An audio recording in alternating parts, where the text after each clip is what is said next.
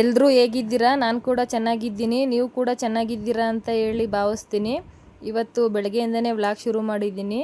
ಇವತ್ತಿನ ಬೆಳಗಿನ ಟಿಫನ್ಗೆ ಪಲಾವ್ ಮಾಡಿದ್ವಿ. ಇನ್ನು ನಮ್ದು ಕೂಡ ಟಿಫನ್ ಆಯಿತು. ಇನ್ನು ಯಶುಗೆ ಊಟ ತಿನ್ನಿಸ್ಬೇಕಿತ್ತು. ಈ ನಡುವೆ ಯಶು ಊಟನೇ ತಿಂತಾ ಇಲ್ಲ. ಅಲ್ಲಿ ಬರ್ತಿದೆಯಲ್ಲ ಅದ್ರ ನೋವಾಗಿರಬೇಕು ಅಂತ ಅಂದ್ಕೊಂಡಿದ್ದೀನಿ. ಒಂದಲ್ಲಿ ಬಂದಿತ್ತು, ಮತ್ತೆ ಇವಾಗ ಇನ್ನೊಂದಲ್ಲಿ ಬರೋಕ್ಕೆ ಸ್ಟಾರ್ಟ್ ಆಗಿದೆ ಅವಳಿಗೆ. ಇನ್ನು ಅಮ್ಮ ಹೇಳಿದ್ರು ಹೆಂಗಾರ ಇರಲಿ ಪರವಾಗಿಲ್ಲ, ಒಂದ್ಸಲಿ ದೃಷ್ಟಿ ತೆಗ್ದುಬಿಡೋಣ ಅಂತ ಹೇಳ್ಬಿಟ್ಟು. ಊಟ ಮಾಡಲಿಲ್ಲ ಅಂತ ಅಂದರೆ ಚಿಕ್ಕ ಮಕ್ಳಿಗೆ ಮೊದಲೆಲ್ಲ ಈ ಥರ ದೃಷ್ಟಿ ತೆಗಿತಿದ್ರಂತೆ. ಇಲ್ಲಿ ಒಲೆ ಇಲ್ದಿರೋ ಕಾರಣ ಗ್ಯಾಸಲ್ಲೇ ಮಾಡ್ತಾ ಇದ್ದೀವಿ ನಾವು.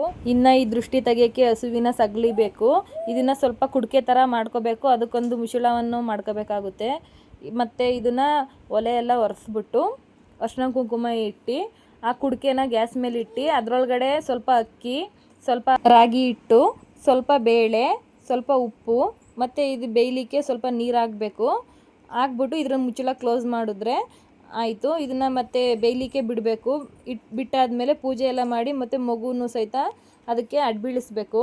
ಮನೆಯಲ್ಲಿ ದೇವ್ರ ಪೂಜೆ ಮಾಡಿ ಉಂಡು ಮನೆ ಬಿಟ್ಟು ಉಂಡೇರ ಮನೆಗೆ ಹೋಗು ಅಂತ ಹೇಳಿದ್ರೆ ಮುಗೀತಂತೆ. ಮಕ್ಕಳು ಚೆನ್ನಾಗಿ ಊಟ ಮಾಡ್ತವೆ ಅಂತ ಹೇಳ್ತಾರೆ. ಇನ್ನು ಯಶುಗೆ ಅಂಗಡಿಯಲ್ಲಿ ಯಾವುದೇ ಥರ ಪೌಡ್ರು ತಂದು ನಾವು ಸರಿ ಮಾಡಿ ತಿನ್ಸಲ್ಲ, ಮನೇಲೇ ಮಾಡ್ಕೊಳ್ಳೋದು. ಎಲ್ಲ ಥರ ಕಾಳುಗಳು ಹಾಕಿ ಮಾಡಿದ್ರೆ ಚೆನ್ನಾಗಿರುತ್ತೆ ಅಂತ ಹೇಳ್ಬಿಟ್ಟು ಮನೇಲೇ ಮಾಡ್ಕೊಂಡು ತಿನ್ನಿಸ್ತೀನಿ. 3ರಿಂದ 4 ಥರ ಪೌಡ್ರು ಮಾಡಿ ಇಟ್ಕೊಂಡ್ಬಿಟ್ಟಿದ್ದೀನಿ. ಒಂದಿನ ಒಂಥರ ಒಂದಿನ ಒಂಥರ ಮಾಡಿ ತಿನ್ನಿಸ್ತೀನಿ. ಒಂದೇ ಥರ ತಿನ್ನಲಿಕ್ಕೆ ಅವಳಿಗೆ ಬೋರ್ ಆಗುತ್ತೆ ಅಂತ ಹೇಳ್ಬಿಟ್ಟು. ಇನ್ನು ಈ ಕಾಳುಗಳೆಲ್ಲ ನಾನು ಮೊದಲೇ ಹುರಿದು ಇಟ್ಕೊಂಡ್ಬಿಟ್ಟಿದ್ದೆ. ವೀಡಿಯೋ ಏನು ಮಾಡೋಕ್ಕೆ ಹೋಗಿರಲಿಲ್ಲ. ಇದನ್ನು ಈ ಥರ ಸಣ್ಣದಾಗೆ ಪುಡಿ ಮಾಡ್ಕೊಂಬಿಟ್ಟು ಸ್ವಲ್ಪ ಜಲ್ದಿ ಇಟ್ಕೊಂಬಿಟ್ರೆ ಆಯಿತು. ಇದನ್ನು ಚೆನ್ನಾಗಿ ಆರಿದ್ಮೇಲೆ ಬೌಲ್ಗೆ ಹಾಕಿ ಇಟ್ಟರೆ ಚೆನ್ನಾಗಿರುತ್ತೆ, ಇಲ್ಲಾಂದರೆ ಹುಳ ಆಗಿಬಿಡುತ್ತೆ. ಒಂದು ವೀಕಿಗೆ ಎಷ್ಟು ಬೇಕೋ ಅಷ್ಟು ಮಾಡಿಕೊಂಡ್ರೆ ಆಗುತ್ತೆ. ನಾನು ಆವಾಗಲೇ ಹೇಳ್ದಂಗೆ ಒಂದು 3 ಥರ ಪೌಡ್ರು ಮಾಡಿ ಇಟ್ಕೊಂಡ್ಬಿಟ್ಟಿದ್ದೀನಿ. ಅವಳಿಗೆ ಯಾವ ಥರ ಯಾವಾಗ ಇಷ್ಟ ಆಗುತ್ತೆ ಒಂದು ಟೈಮ್ಗೊಂಥರ ಕೊಡ್ತೀನಿ.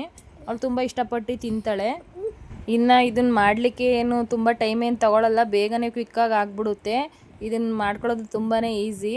ಫಸ್ಟು ತಣ್ಣೀರಿಗೆ ಅದನ್ನು ಹಿಟ್ಟನ್ನ 2 ಸ್ಪೂನ್ ಹಾಕಿ ಫಸ್ಟೇ ಕಲಸಿಟ್ಕೊಂಬಿಟ್ಟು ಆಮೇಲೆ ಗ್ಯಾಸಲ್ಲಿ ಇಟ್ಬಿಟ್ಟು ಬೇಯಿಸ್ಕೋಬೇಕು. ಅದಕ್ಕೆ ಬಂದರೆ ಸಾಕು. ಇನ್ನು ತುಂಬ ತೆಳ್ಳಗಾಗ್ಬಿಟ್ರೂ ಚೆನ್ನಾಗಿರಲ್ಲ. ಹಂಗಾಗಿ ಸ್ವಲ್ಪ ತಿಕ್ಕಾಗಿದ್ರೇ ಚೆನ್ನಾಗಿರುತ್ತೆ. ಇನ್ನು ಯಶು ಕೂಡ ತುಂಬ ಇಷ್ಟಪಟ್ಟು ತಿಂತಿದ್ದಾಳೆ. ಇವಾಗ ನೋಡ್ತಾ ಇರ್ಬೋದು.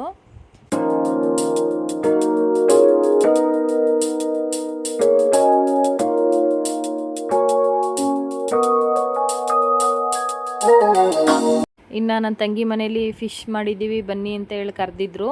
ನಾವು ಕೂಡ ಹೋಗಿದ್ವಿ. ನಾವು ಕೂಡ ಊಟ ಮುಗಿಸ್ಕೊಂಡು ಮನೆಗೆ ಬರಬೇಕಾದ್ರೆ ಮೊಬೈಲ್ ನೋಡೋಣ ಬಾ ಅಂತ ಹೇಳಿ ಕರೆದ್ರು. ನಾನು ಸುಮ್ಮನೆ ನೋಡಲಿಕ್ಕೇನೋ ಹೋಗಿದ್ದಾರೆ ಅಂತ ನಾನು ತಿಳ್ಕೊಂಡಿದ್ದೆ. ನಿಜವಾಗ್ಲೂ ತಗೋತೀವಿ ಅಂತ ನಾನು ಅಂದ್ಕೊಂಡೇ ಇರಲಿಲ್ಲ. ಫೈನಲ್ಲಿ ಮೊಬೈಲ್ ತೊಗೊಂಡ್ವಿ. ಮತ್ತು ಇದಕ್ಕೆ ಗಿಫ್ಟಾಗಿ ಒಂದು ಚಿಕ್ಕದು ಫ್ಯಾನ್ ಕೂಡ ಕೊಟ್ಟಿದ್ದಾರೆ. ಮತ್ತು ಒಂದು ಬ್ಲೂಟೂತ್ ಇಯರ್ಫೋನ್ ಕೂಡ ಕೊಟ್ಟರು. ಈ ಫ್ಯಾನ್ ತುಂಬಾ ಯೂಸ್ ಆಗುತ್ತೆ ನಮಗೆ ಯಶು ಇರೋದ್ರಿಂದ. ಕರೆಂಟ್ ಏನಾದರೂ ಹೋದರೆ ಅವಳಿಗೆ ಬೇಕಾಗುತ್ತೆ ಅಂತ ಹೇಳ್ಬಿಟ್ಟು ತುಂಬ ಇಷ್ಟ ಆಯಿತು. ಇನ್ನು ಈ ಫ್ಯಾನ್ ಬಂದು ತುಂಬ ಕ್ಯೂಟಾಗಿದೆ, ಯಶು ಥರನೇ.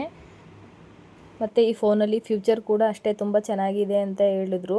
ಬ್ಯಾಟ್ರಿ ಕೂಡ ತುಂಬ ಪಿಕಪ್ ಬರುತ್ತೆ, ಮತ್ತು ರ್ಯಾಮ್ ಆಗಲಿ ಎಲ್ಲ ಚೆನ್ನಾಗಿದೆ ಅಂತ ಹೇಳಿದ್ರು.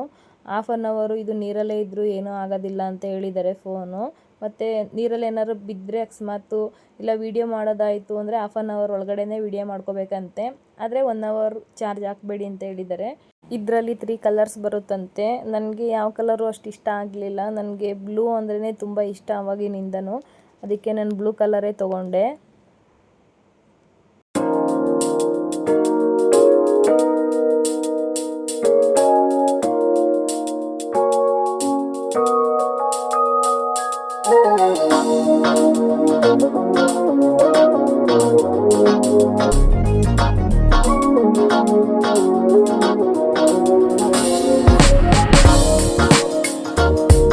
ಇನ್ನು ಫೋನ್ ತೊಗೊಂಡಿದ್ದ ತಕ್ಷಣ ಟೆಂಪರ್ ಹಾಕ್ಸ್ಬಿಡೋಣ ಅಂತ ಹೇಳಿ ಟೆಂಪರ್ ಹಾಕ್ಸ್ಕೊಂಡ್ವಿ.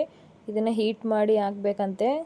ಹಂಗಾಗಿ ಅದನ್ನು ಕೂಡ ಹಾಕ್ಕೊಂಡು ಮನೆಗೆ ಹೊರಡ್ತಿದ್ವಿ. ಇವತ್ತಿನ ಬ್ಲಾಗ್ ಇಷ್ಟೇ ಫ್ರೆಂಡ್ಸ್. ಇಷ್ಟ ಆದರೆ ಲೈಕ್ ಮಾಡಿ, ಕಮೆಂಟ್ಸ್ ಮಾಡಿ, ಶೇರ್ ಮಾಡಿ.